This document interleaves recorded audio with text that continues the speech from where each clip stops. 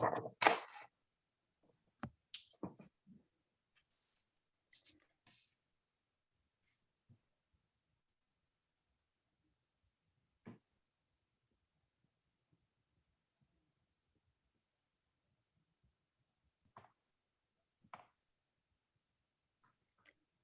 everyone, and welcome to this year's edition of Newspaper Day.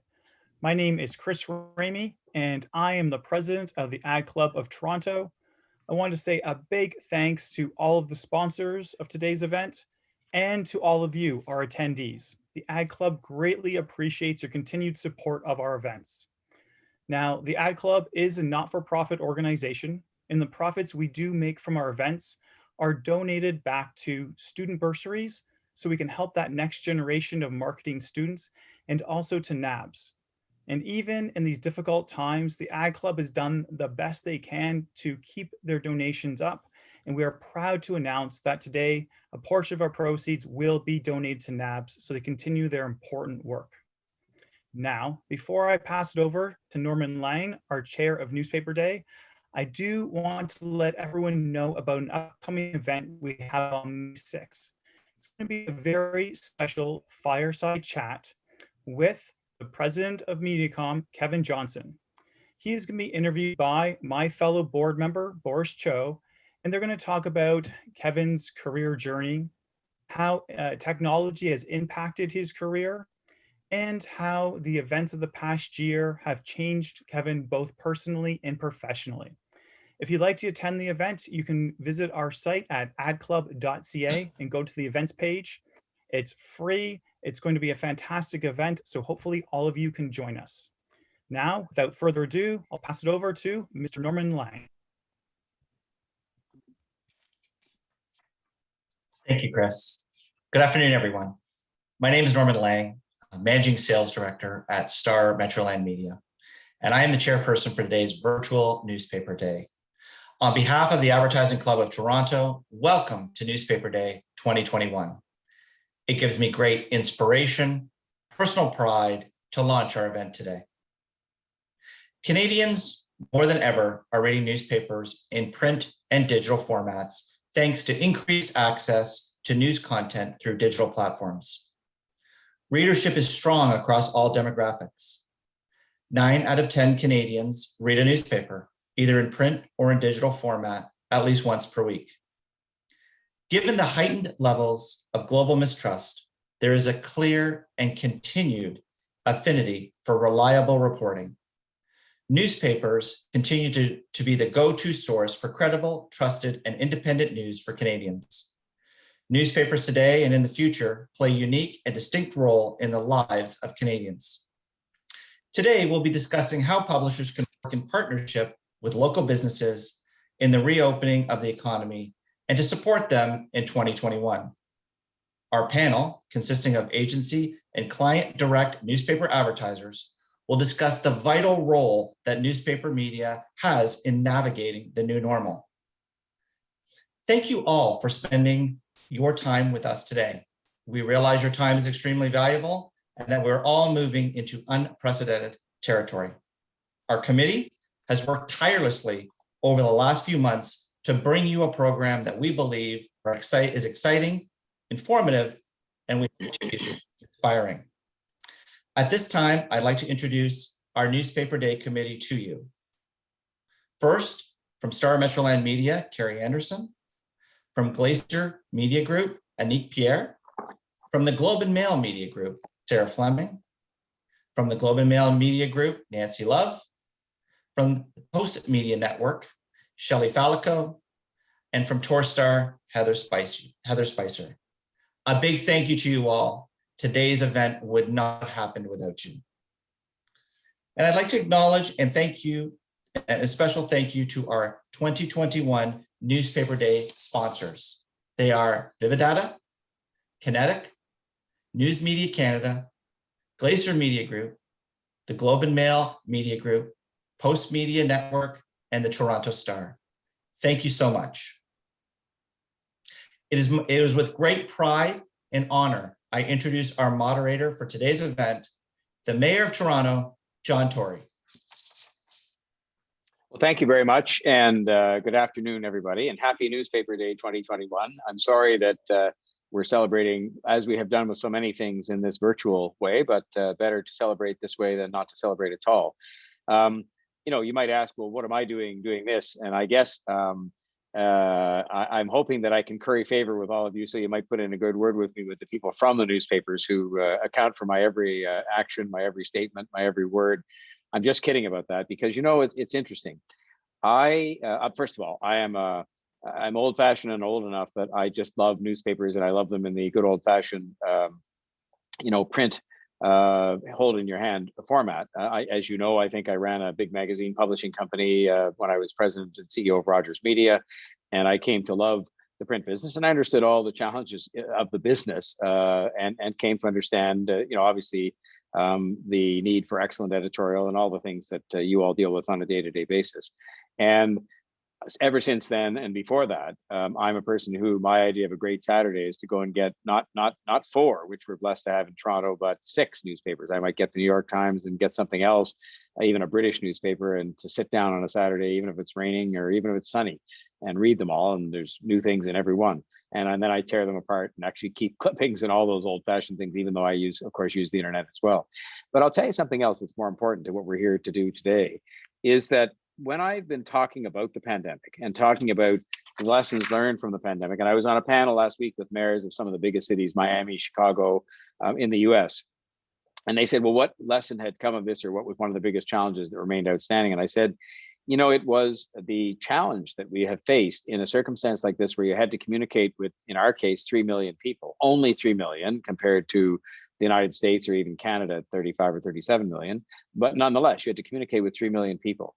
And it's been a huge challenge for us. It's very difficult when you're trying to communicate, because you have to, with everybody, about the need to get vaccinated or how to stay safe or any of these kinds of things. And it is when newspapers, in all of their different emanations these days, have proven to be, not surprisingly, an important vehicle in a couple of respects. First, the paid means. And I have some numbers here. We've booked 300 COVID-19 ads in 40 different print versions of newspapers, and I'm presuming that we booked those digitally as well. But of course, in the context of how to, get people informed about what they had to do to get vaccinated or to get tested, or the things that have come up during the pandemic, we relied heavily on newspapers, because, again, a TV story is fine. A radio story is fine, but they are by definition, and I had responsibility for those businesses, and actually was, as some of you will know, a broadcaster as well. You have 90 seconds or 60 seconds in which to say something. And, when it comes time to setting out the options, especially with this rather confusing system we've come up with as to how people can get vaccinated, it doesn't cut it.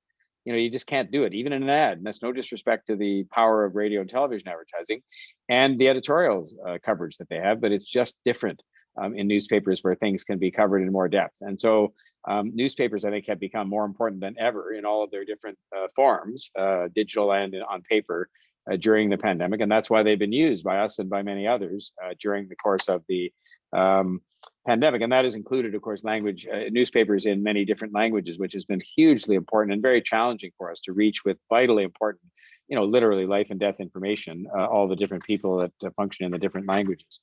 So I will just say that, and on the accountability part, I am not one, and I think my staff would tell you on 99.9 days out of 100, and I think journalists would tell you that I actually welcome the accountability that is represented by newspapers, which still make up a substantial portion of the press gallery that we still fortunately have here at City Hall.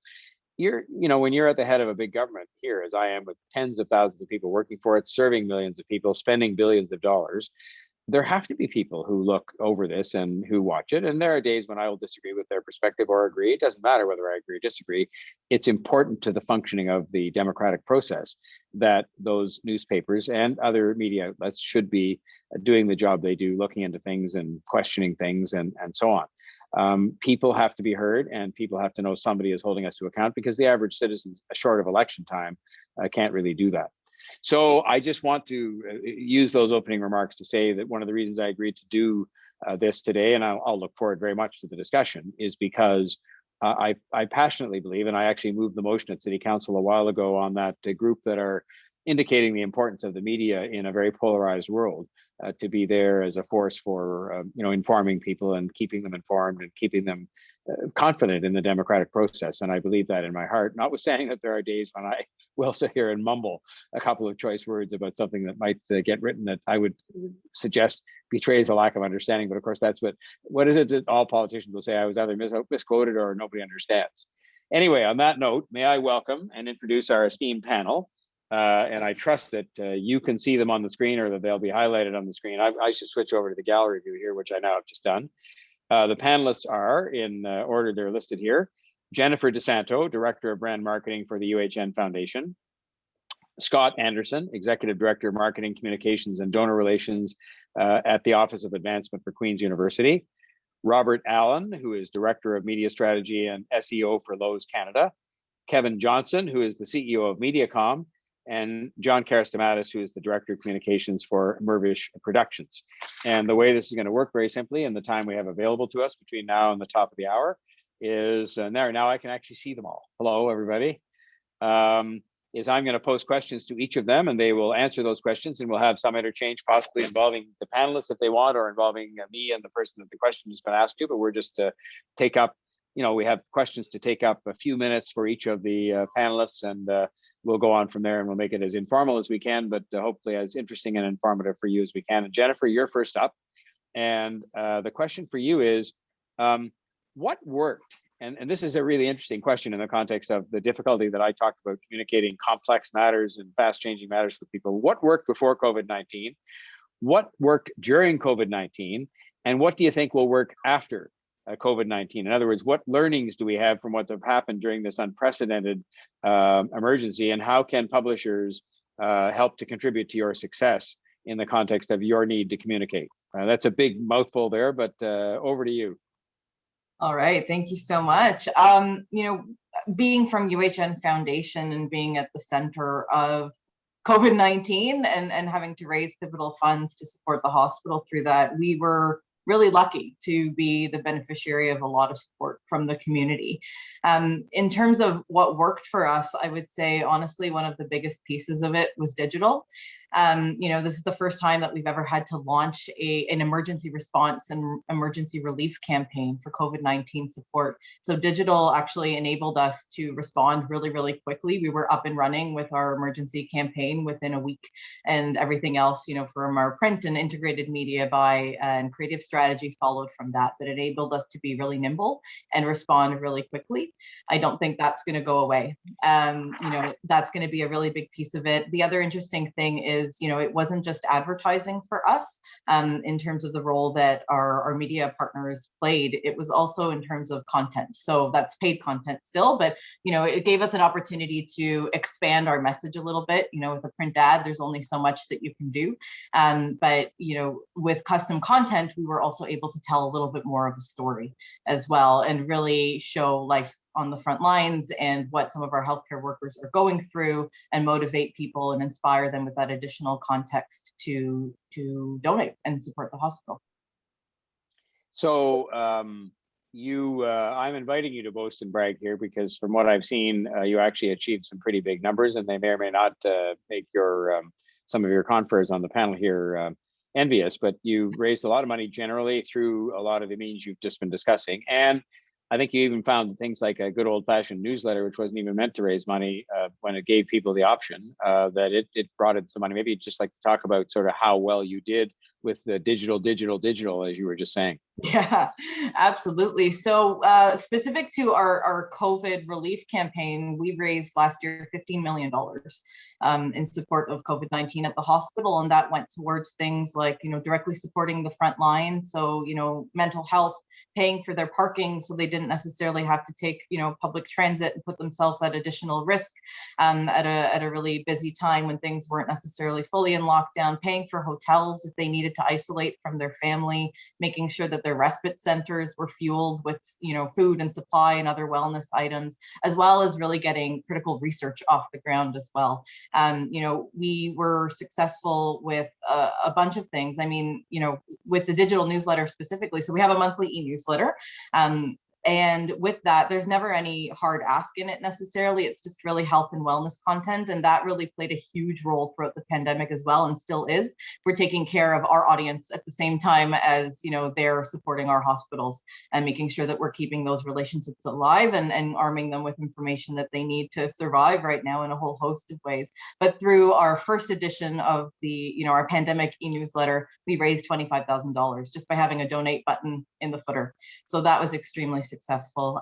We also have just had, an outpouring of support in a whole host of ways. People that didn't have a relationship with us before necessarily were looking for ways to support, and really for the front line, and that was really where the community stepped in to support.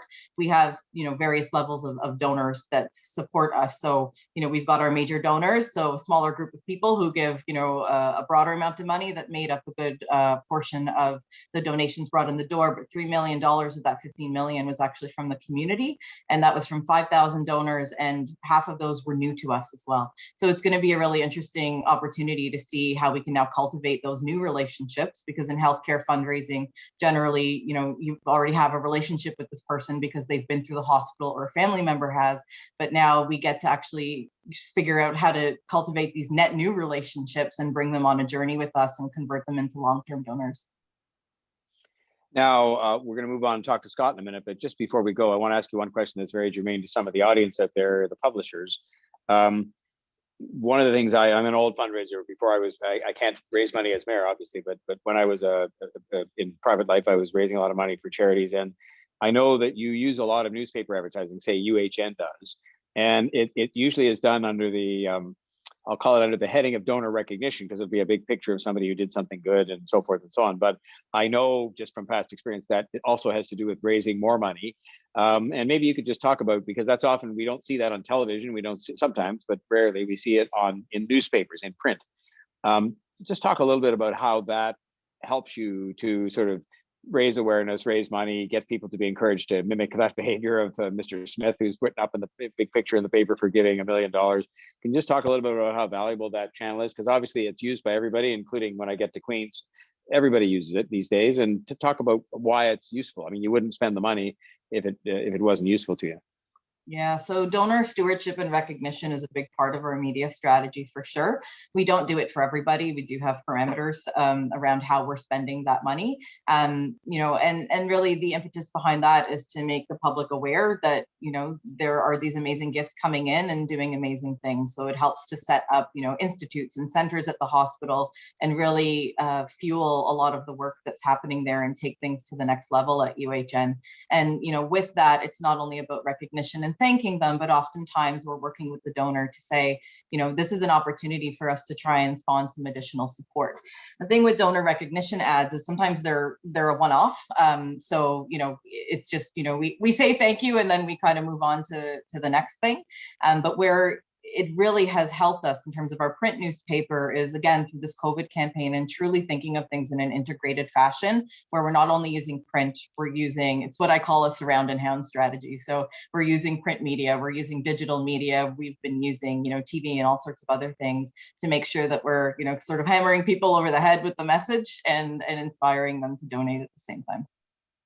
Jennifer, thank you. Scott, I want to turn to you next, and I want to ask you to comment on any of that, because in where you are, you have an audience again that you've had to reach through different means, and I'm sure probably had some of the same experiences with digital and so on. You may want to comment on that from the standpoint of money raising, but I also wanted to ask you about the experience that the students have had to go through switching to not being on campus. I can't even imagine, having gone to university, of course, how you could do it without going to class. I missed my share of classes, but I certainly was, being on campus and being part of campus life and being in class. I religiously attended lectures because I found that's where I absorbed the information best. But how do you, where do you think we're headed with online learning? Is it something that will, sort of actually blossom to an even greater extent after the pandemic is over, when people don't have to do it anymore? And how can, again, publishers play a useful role in that going forward? And maybe you may want to comment on some of what Jennifer talked about, just in terms of your own experience in the advancement office with respect to, your experience raising money and communicating with people during the pandemic. Yeah, I think obviously the student experience is very, very different. And for a residential university like Kingston, the student experience has always been a big draw. And the so taking everything virtual has really leveled the playing field, I think, among post-secondary institutions in a way that we haven't seen before. The beauty of your campus wasn't as important this year as the quality of your technology. And universities kind of remind me of newspapers when when I was a newspaper editor in the 2000s, early 2000s. We had a digital play, but our primary objective was still the print product every single day. And with universities, before COVID, about a third of the student population was taking something online, maybe a course, maybe two courses online, but the bulk of their commitment was into in-person learning. Now we're at almost 100% of folks online. So suddenly the universities have had to raise their game in terms of how they deliver engaging content in a digital fashion. And I think that that's where, publishers have an edge. The real transformation in publishing happened around the financial crisis when everyone started moving very heavily on digitally with advertising. Suddenly newspapers focused more and more there. There's a lot of learning that other sectors like the education sector could take from the newspaper experience. Some of the other things that students have had to face, like all of us, mental health has been a huge issue for our students this year. And I think that anything that publishers can do to help us really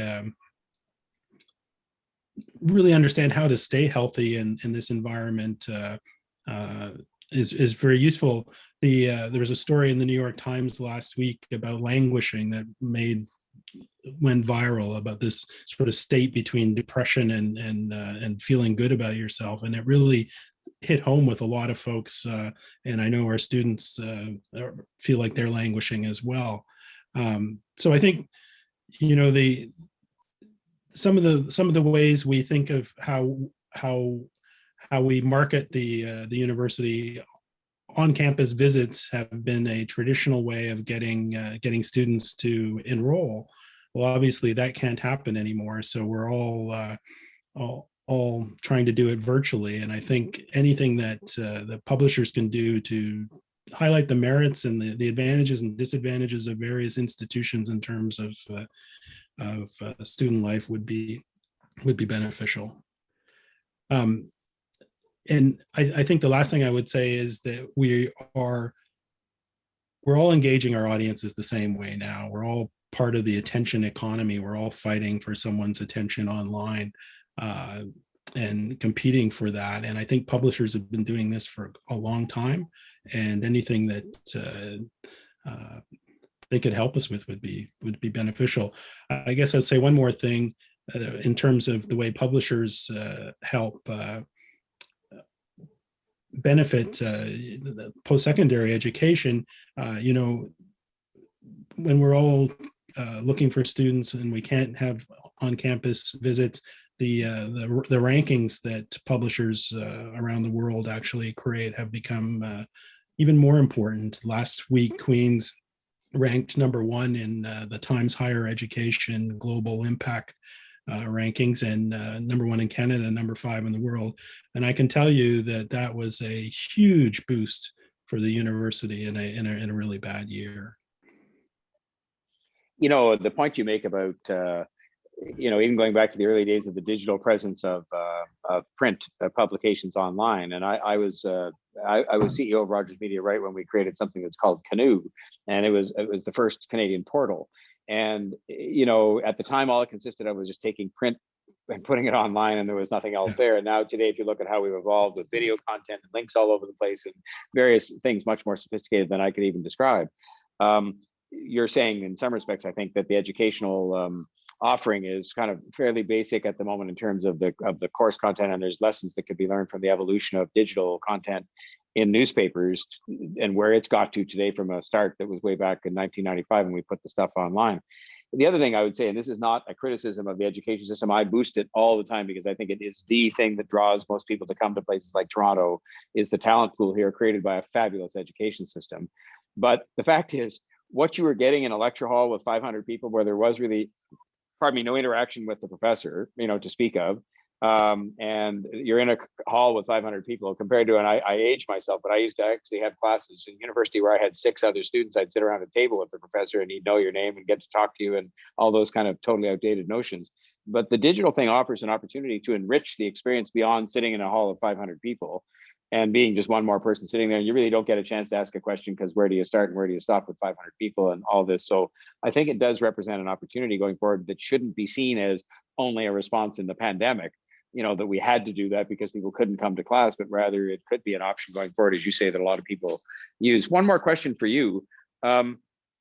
What do you think the new normal does look like? Is it going to be the case that regardless of whether we're all healthy, as I hope we will be healthy as horses, as they would say, by later this year, and everybody's vaccinated and everybody's in good shape, that it still will be the case that a lot of the students will choose to learn online because it is so convenient to do it at a time of your choosing, and so forth and so on, just all the flexibility and depth you can get out of that. You can make it interactive. Is that the new normal, or is the new normal back to where it was before, or something in between?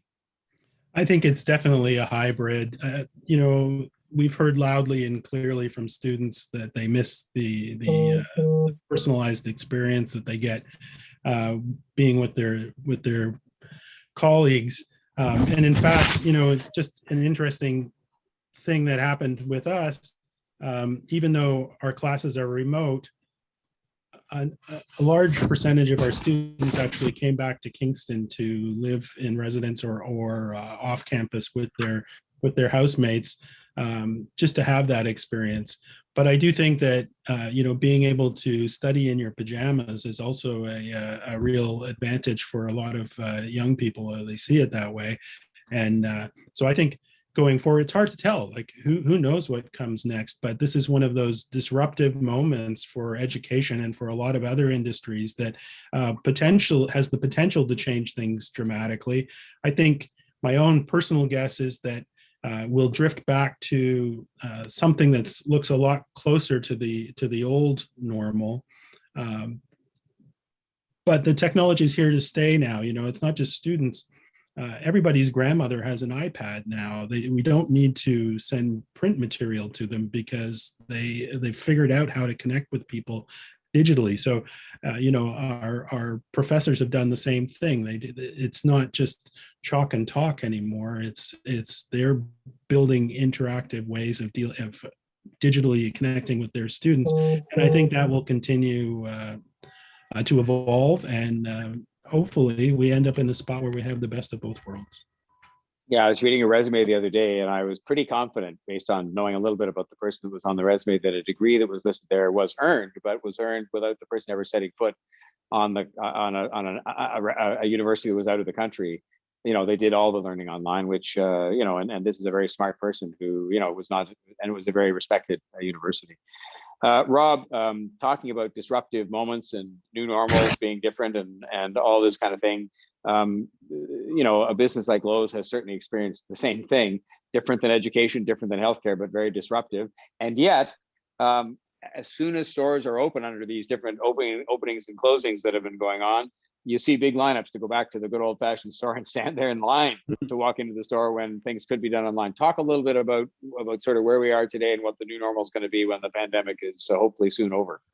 The new normal, I don't know what that's going to be like. I think, from a marketing standpoint, I used to say what we did 2 years ago, it used to change. So what I did 2 years ago, I don't do anymore. And I think that's changing to 6 months. So it's really hard to predict what that new normal is going to be.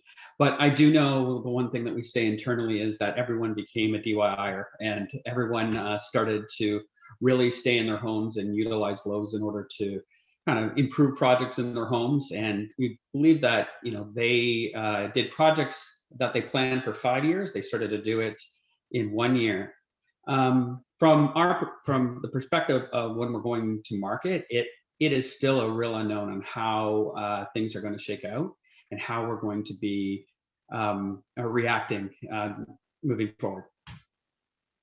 Do you think, again, I've noticed just as a consumer, and as I said, nothing is better on a Saturday than having 4 newspapers or more to read. And I see a lot of print advertising that's still there. And a lot of it is from people that are either thanking donors like Jennifer's people, but it's also retailers that are trying to sort of show, what's going on and what's available. Is that going to continue to be a part, and is in-store shopping going to come back? I mean, again, I was hinting at the fact that certainly my observation is that it will, because you see these lineups of people who want to go to the store. They don't just want to sit at a computer and order online. But talk a little bit about that and how publishers can help. Yeah, I do think that we're going to get more people more people growing online, but I do think that people will come back to the stores, and I think that they will want to see and browse. I think the experience that you get in store you can't get online, and where publishers can help is just the audience that they curate. I think we're always looking for a 360 partner that has the information of the readers that we could utilize and be able to target the right information to the right reader at the right time in order to promote what is currently in market. What about the whole, I think you've innovated some lockers, or you're looking at doing that. And of course you had to go through the curbside pickup thing, which nobody really thought of before. There was the odd grocery retailer that had people going to be able to pick stuff up. And now everybody has to pick up. Is that going to be a permanent thing, even though we're not required to do it by health? And is the kind of locker idea that they use in some condo buildings, like you have these lockers where they deliver a parcel and then you go and get it. Talk about that a little bit in terms of how that's going to impact people. Yeah, last March or April, I think the plan to do curbside pickup was a 9-month project with beta testing. I think the team on the operations side launched curbside pickup within 3 days, as soon as the lockdown happened, in order to support our customers. We were the first retailer in Canada who didn't have curbside pickup that initiated, especially from the home improvement sector. In addition to the lockers that we have, yes, I know we're looking at expanding it across our entire network for Lowe's, Rona, and then Renault Depot that's in Quebec. We'll definitely be utilizing that as a way to touch with our customers moving forward. And when the pandemic's done, it's still a very convenient method for someone to come in, order online, and pick up in store really quickly. Okay, thank you, Rob. Kevin,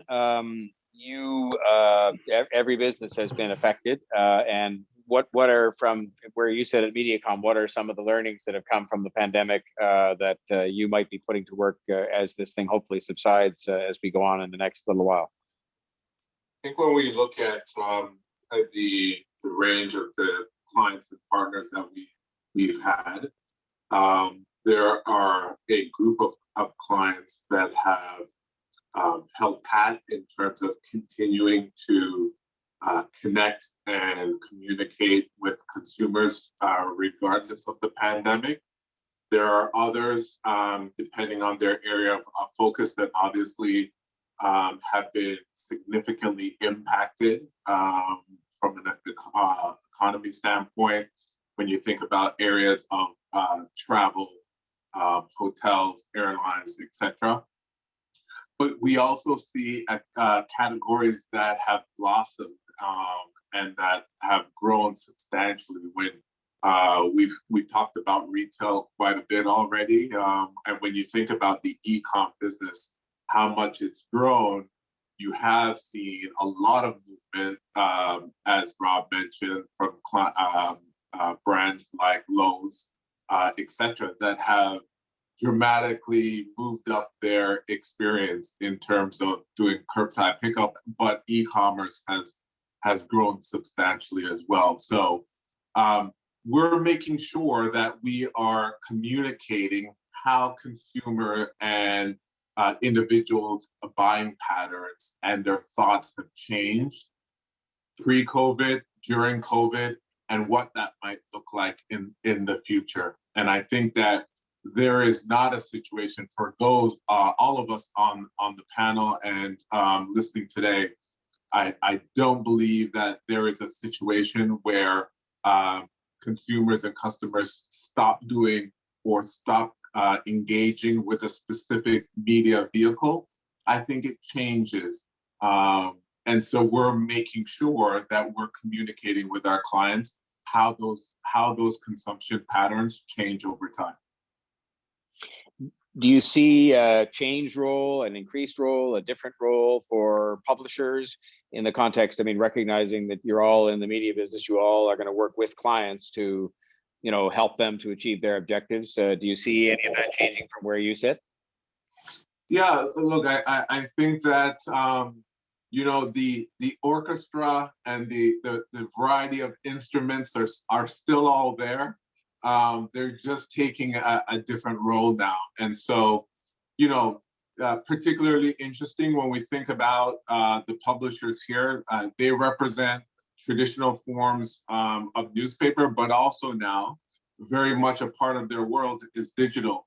And so now that we have a significant percentage of our population home, it now allows and affords us the time to dig, as Jennifer mentioned, further into content, being able to consume, versus the Kevin Johnson who was spending an hour in his car commuting to work, running from meetings all across Toronto, and then heading back to Vaughan. That has changed. And so now the Kevin Johnson has an opportunity to, his patterns have changed, and he's probably consuming information differently than he was pre-COVID, which represent an awesome opportunity for newspapers in general. John, we'll move on to you last but not least, and thank you, Kevin. You look at again, a lot of businesses have been hard hit, none more so than theater, where it just wasn't possible for people to attend live performance. And you also look at this kind of odd relationship that's existed over the years. I know in Toronto, and I've forgotten his name now, but there was a famous critic of theater who was here, and he was, I think, almost our one and only. I think he worked actually for the Toronto Star. And of course, whatever he wrote was the life or the death of whatever was put on opening night. And, there is still, I guess, that relationship that exists, but a lot more has happened since then. Again, from where you come from, in terms of supporting the arts and entertainment, which we desperately need to get back for the sake of the artists and the businesses and just life in the city. What does the new normal look like? I mean, assuming, I know there will be a graduation back to the new normal, in the sense we may not start with full houses and things like that. But what permanent changes do you think we're going to see as a result of what's happened over the last terrible, nightmarish year that we've had? Strangely, I think this great intermission may be good for theater because it reminds people the power of live performance, something that you can't get virtually on your computer. And while many theater companies have actually pivoted and provide performances through the internet, that while that's good, it also reminds people how much richer it is to see it in person, and the energy that one gets from being in a room with many other people all focused on the same thing. So I think in the long run, once we get back to health, theater may be stronger. People may come back to it because they've missed that sense of connection, of community, that this pandemic doesn't allow us. The only connection we have with others now are exactly through what we're doing now. So it may be good for us, but in the meantime, it is devastating. People are struggling. Actors, writers, directors who were the original gig workers, right? They go from job to job. They don't have permanent full-time employment. They're suffering greatly. And some of them are actually switching careers. I know some actors who have become caregivers, full-time caregivers, and find great satisfaction in that. So we may lose them. So things will shift, but I think in the end it will be good for live performance overall. I think it will also be good for cinemas. I think people are tired, at least I am, of watching things on a screen at home. You want to make a bigger event out of seeing a movie. So that may get people out there. But first, we need safety and health, and we need confidence in that safety and health, and we all have to work towards it. It's interesting you say that, because I have been on a number of these kinds of panels where I'm speaking about what it's going to take to get the downtown resuscitated in the city and so on. And I name confidence as the number one thing, because if people don't have the confidence to ride transit, or they don't have the confidence just to be downtown, because they have this sort of notion somehow that downtown was a hotbed of COVID, which it never really was. But having said all that, then that will make a difference. Do you think that the demand is going to be out there? I was, talking to some people in the music business just this morning about something they want to try to do as part of animating their sector again. And they think there's tremendous demand that's out there, just because people have been sitting watching those screens, or, reading, or just basically confined to quarters for quite a long time. And that they will be ready to come back. And I've made the comment before, when I talk about livening the downtown, they were telling me back when we instituted the King Street streetcar pilot project that took traffic off the street, that killed the downtown.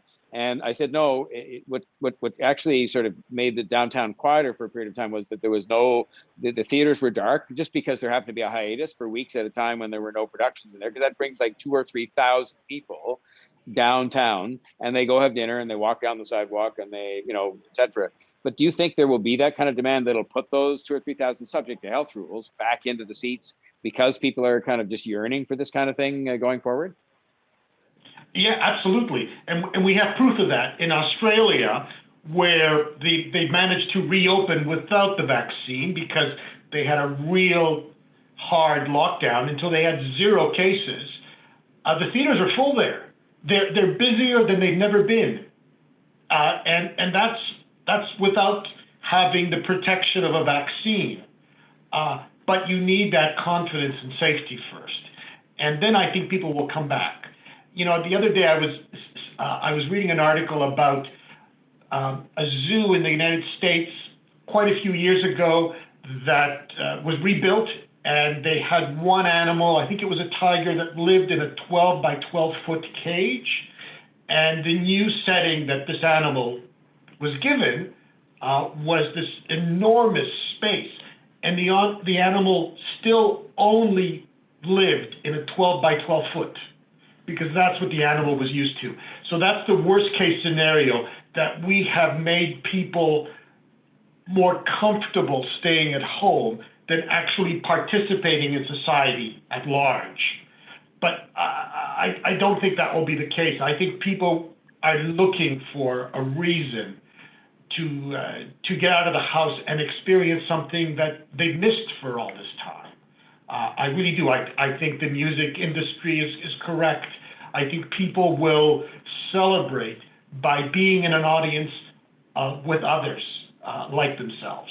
I really do believe that, and we'll know more, because London theaters open next month, May the 17th. All the London theaters open. At first at 50% capacity, and then by the end of June at 100% capacity.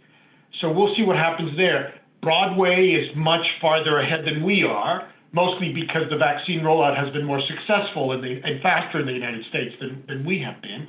But they're geared to open in September, October. So we'll see. I don't think we'll get back together until maybe the end of December. Once we know that over 70% of people have had both shots.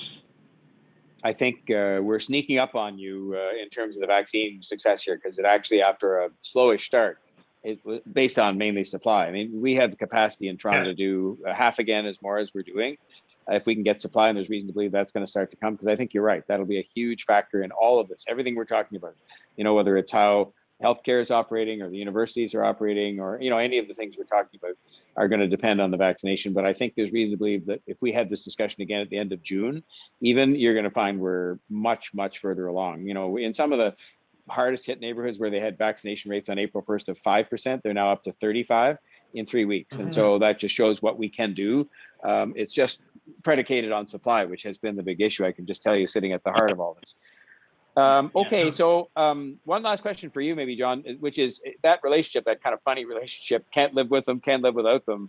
in terms of the publishers and the newspapers in particular, and the arts and entertainment, sector, I'm assuming that's going to be as important as ever. Can't live with them, can't live without them, can't live with them when they write up something bad, can't live without them because we need attention paid to, even the smaller companies than Mirvish that put on different things, and so people know about them. Oh yeah, no, absolutely. Yeah, I mean, it's not that different than relationship with politicians, right? Yes. Yeah. I think most people could live without politicians, but that's okay. You need them because they help spread the word. And in terms of entertainment, they're kind of almost consumer advocates, right? They tell you what you think, what is worthwhile to see, what may not be worth your time and money. But so you do need them. In the end, it's just all personal taste, of course. But they're very important. Newspapers, I think the entertainment industry grew with newspapers, and newspapers have benefited from the entertainment industry because it's given them a content that isn't related to politics and other hard-hitting news to entertain their readers. So I'll ask one question and I'll put it to each of you just briefly because we've got maybe 7 or 8 minutes left before we're expected to conclude. And that is, if you had one bit of advice to offer, because you're all not per se publishers, but you're speaking to people, many of whom are, and it is newspaper day. If you had one thing, in terms of a change of course they might undertake or something they could do that is going to make them more useful to you where you sit, what might it be? What might they do more of or less of, or what might they add, or what might they, how can they be more useful to you? Because in the end, they're a business, and they're a business that's had its challenges, to say the very least, and they've adapted to some extent, and they're still trying to find their way in terms of making digital a financially viable proposition. But they're doing a lot of good things. But what could they do more of or less of that's going to help you in your world? Starting, Jennifer, I'll just start around the same order with the healthcare sector and the money that you're trying to raise to support the healthcare sector. I think one of the biggest things for us is how do we stretch our budget? One of the key insights throughout the pandemic has been, people are holding us accountable for how we're spending our money. So sometimes, you see an ad out there and you're, a healthcare foundation and people are saying, why are you spending money in the industry? And I'm a strong believer of you need to spend at least a little bit of money to try and make some money. And we need to find a way to get our message out there. So that's going to be hugely important to us. But I do think that idea of transparency and how do we stretch our budget so that we can still have that frequency and repetition in the marketplaces in as many ways as possible, while also, developing some sort of a frequency program. We've been very fortunate with our media partners to come up with some of those strategies together, and are very grateful for that. But I think more of that, and also when it comes to print specifically, how do we actually track and measure? With the exception of putting a vanity URL or a QR code on there, that's really the only way that we know that people are actually clicking through to something. But how do we know that that awareness level is in there? And it's a bit of a difficult thing to do, but it's our media partners. If we can get help in figuring out how to show that, yes, this is a thing that's working. We have some anecdotal evidence, but how can we make that a bit more concrete to show that it is a worthwhile investment and that it does actually contribute not only to the awareness building, but to the actual fundraising dollars in the door. It's a very interesting point. I mean, during the course of the pandemic, I advocated at one stage not too long ago that we simply had to put some print ads in the newspaper to set out some of the sort of fairly confusing vaccination regimes so that people could actually look at the ad and hold it in their hand. Because if it goes by on TV, you miss it, and so on. And online, some people just aren't online or not comfortable being online. And when one of the things you're faced with is that it was quite costly. We did it because I guess because I kind of insisted that I thought it was necessary to have it for people who enjoy consuming information or find it useful to them. But it was an expensive proposition. And so it may be that as is a constant challenge. I mean, I remember from running a print-based company that, of course, there are fixed costs that you have to look after, like newsprint and editorial that has to, accompany obviously people don't want to just pick up a newspaper full of ads. So they pick it up for the editorial, hopefully, and the ads are the bonus. But that's an interesting point you made, both of your points. Scott, something you'd recommend to our publisher friends that are online here that they could do to be more useful to you? I think that, as everyone going virtual has sort of leveled the playing field, and I think that universities in particular have tried to focus on the things that we do that are differentiators. And I think publishers could help us do that and figure out ways to make money doing it as well. You know, the quality of our research, the impact that we're having on the world beyond just teaching, I think is what separates a quality university from a school that has digital capability, you know. So that's something I think that publishers could help with. Very helpful, Scott. Rob, over to you. I think I can sum it up and say innovation. I think making sure that the publishers are innovative as some of the other ad networks out there. And, you know, we're on the cusp of a major privacy change, especially in digital marketing, and it's going to start to level the playing field a little bit. So I think publishers have a great opportunity to kind of own some of that Canadian landscape. Okay, and Kevin?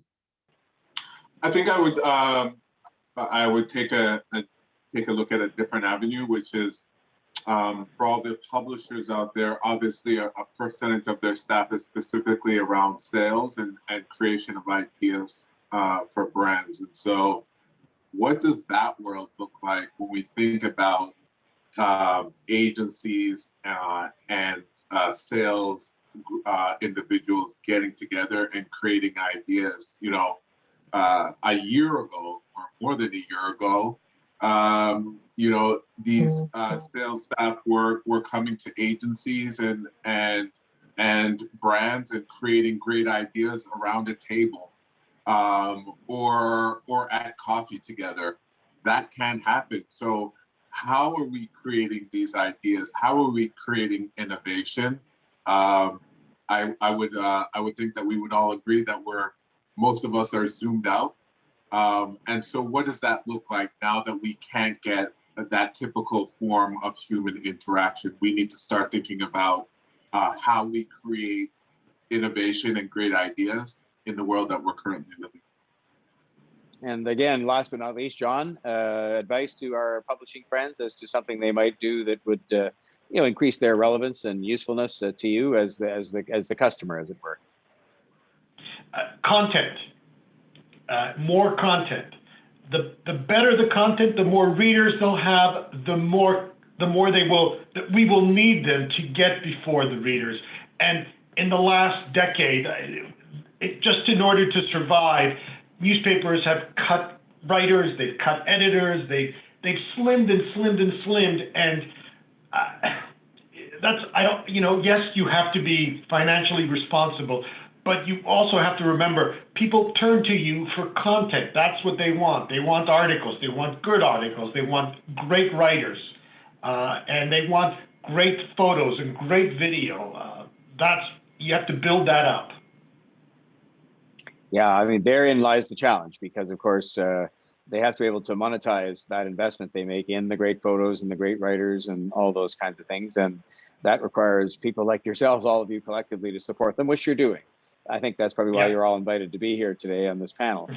But it is the challenge that they face. I know enough about it, having run a media company, that it was just starting when I left, but it now is a profound challenge they face, and you know, so that's what they'll have to continue to work at. Well, I will thank you, all of you, Scott, Jennifer, Rob, Kevin, and John. That's the order I'm looking at you on the screen. Very much for what I hope the audience has found. And there's been a couple hundred people listening all the way through, which is great. They haven't abandoned us. And for me, it was a particular pleasure because, unlike usual, I got to ask the questions instead of answering them, or some might argue not answering them. But having said all that, it was a pleasure to hear you talk and to hear some of your thoughts on these things. And I will just finish for myself before turning it back to Norman to say that everything I said at the beginning about the importance of the media generally, but newspapers, because they have a staff and can look at things in depth, and because they can provide in depth, a review of a theater performance, or they can look at some research that's being done at a university, or they can, look at the offerings that people have in a retail setting. I mean, there's just a depth to what they can offer that is incredibly valuable, and the accountability happens more there, I think, than anywhere else, simply because they have the resources at present, and it's under threat a bit, but they have the resources to be able to ask a lot of questions and do a lot of research that often isn't the case with other media, which I love the other media too, in terms of having worked in broadcasting, but it's just a different thing. And so I really hope the business perseveres. It'll have the help of all of us in a different ways. I'll try and answer questions better to give them better content that you all, I'm sure, will support them in ways as well. And I wish everybody, again, a happy newspaper day. And on time, I believe, Norman, I'll turn it back to you for closing remarks. Thank you, Mayor Tory. Just a little housekeeping. First of all, I wanted to thank everyone, our panelists, our moderator, our committee, our sponsors, those of you attending today. Thank you so much for your time, your investment, and joining us today for Newspaper Day.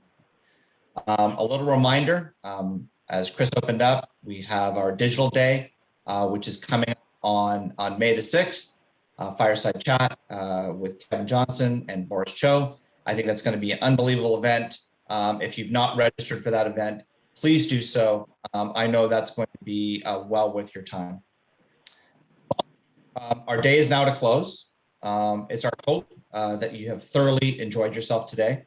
And if you were able to take away just at least one key point, we believe that we've achieved our objective today. Thank you so much for your ongoing support for the Advertising Club of Toronto. We hope to see you again next year. Thank you all. Stay safe. Thank you.